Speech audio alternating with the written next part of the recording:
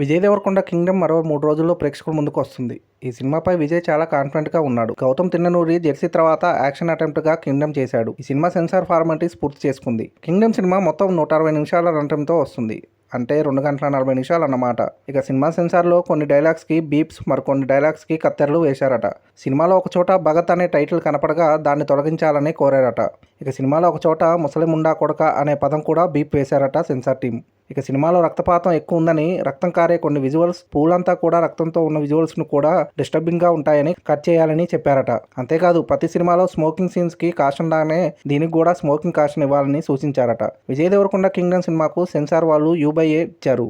సినిమాకు censor team నుండి positive talk వచ్చినట్టు తెలుస్తుంది. మన విజయ్ దేవరకొండ ఏమో మొన్న ట్రైలర్ రిలీజ్ ఈవెంట్లో ఈసారి వెంకన్న స్వామి కాపాడాలే గానీ టాప్ లెవెల్లో వెళ్ళి కూర్చుంటా అన్నాడు. మరి ఈ సినిమా మీద నమ్మకమా, లేదా ఈసారి వెంకన్న ఎలాగైనా హిట్ ఇస్తాడన్న ధైర్యమో కానీ విజయ్ దేవరకొండ రెగ్యులర్ ఈవెంట్ తరహాలో కాకుండా పుష్పరాజ్ స్లాంగ్లో అక్కడ ఆడియన్స్ని ఆకట్టుకున్నాడు. అయితే మామూలుగానే విజయ్కి ఒక హిట్ పడాలని ఆడియన్స్ కోరుతున్నారు. ఫ్యాన్స్ అయితే విజయ్ దేవరకొండ హిట్ కోసం ఈగర్గా ఉన్నారు. మరి విజయ్ కోరే సూపర్ హిట్ కింగ్డమ్ ఇస్తుందా లేదా అన్నది చూడాలి. జూలై 31న రిలీజ్ అవుతున్న కింగ్డమ్ సినిమాకు ముందు రోజు నైట్ ప్రీమియర్స్ ప్లాన్ చేస్తున్నారు నిర్మాతలు. మరి ఈ ప్రీమియర్స్ తోనే సినిమా యాక్చువల్ టాక్ బయటకు వచ్చే ఛాన్స్ ఉంది. విజయ్ దేవరకొండ కింగ్డమ్ సినిమాలో భాగ్యశ్రీ హీరోయిన్గా నటించగా అనిరుద్ యాజ్ యూజువల్గా తన మ్యూజిక్తో అదరగొట్టాడు. అదండి సంగతి. ఇలాంటి ఇంట్రెస్టింగ్ విషయాలు మరెన్నో తెలుసుకోవడానికి మా ఛానల్ని సబ్స్క్రైబ్ చేసుకోండి.